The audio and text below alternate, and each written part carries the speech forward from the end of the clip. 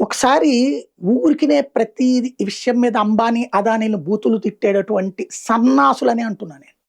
సన్యాసులు కాదు, సన్నాసులు పనికి మాలినోళ్ళు. ఒక్కసారి మీ అమ్మానాన్నలని అడగండి. ఇదివరకు గ్యాస్ కోసం ఎన్ని తిప్పలు పడ్డారన్నట్టు. ఇవాళ గ్యాస్ ప్రైవేటీకరణ అయ్యాకనే, ప్రైవేటీకరణ అంటే ప్రభుత్వమే, ఇన్ని ఏజెన్సీలు పెరిగాకనే ఇవాళ గ్యాసు మన ఇంటికొస్తోంది. అదే సందర్భంలో కరెంటు బిల్లు కోసం బారులు ఎన్ని రోజుల పాటు క్యూలో ఉండేవాళ్ళు అన్నటువంటి మీ అమ్మా నాన్నలను అడగండి. ఇవాళ కరెంటు బిల్లు ఆన్‌లైన్‌లో ఖర్చు పెట్టుకుంటున్నాం మనం. మనకి మోడీ మీద ద్వేషాన్ని ఎవడో నూరిపోసాడు కాబట్టి, హిందుత్వం మీద ద్వేషాన్ని ఎవడో నూరిపోస్తున్నాడు కాబట్టి, అదే పాయింట్‌లో ప్రతి దాన్ని తప్పుడుగా ప్రచారం చేస్తున్నారు. ఇదివరకు ఫోన్ గురించి ఎంత తిప్పలు పడేవాళ్ళో మీ అమ్మా నాన్నని అడగండి. పబ్లిక్ టెలిఫోన్ బూతులు.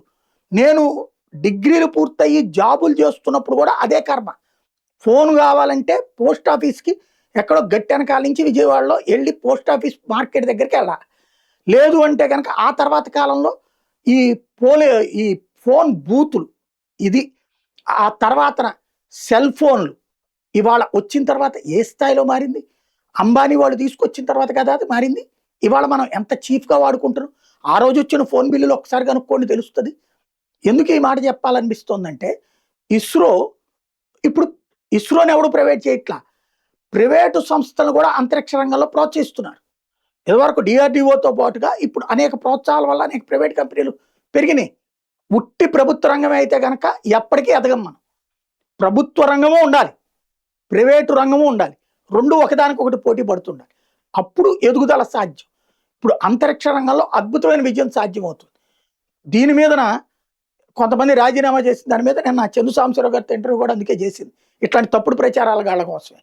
అంతరిక్ష రంగంలో ఇదివరకటి రోజుల్లో వచ్చే జీతాలకి 4 ఇంతలు, 5 ఇంతల జీతాలతో ఇప్పుడు ఉద్యోగాలు వస్తున్నాయి. దాంతో పాటుగా అంతరిక్ష రంగం అద్భుతంగా సాగుతోంది. కుర్రోళ్ళే ఇప్పుడు సాధించింది, రాకెట్ ప్రయోగించింది. అలాంటి స్థాయి సక్సెస్‌ని చూడలేక అదానీకి ఇస్రోని అమ్మేస్తున్నాడు, అంబానీకి ఇస్రోని అమ్మేస్తాడు లాంటి పనికిమాలిన కారు కూతలు కూసేటటువంటి సన్నాసులు వాళ్ళ అమ్మానాన్నలకు పుట్టారో లేదో ఒకసారి ఆలోచించుకోవాల్సింది.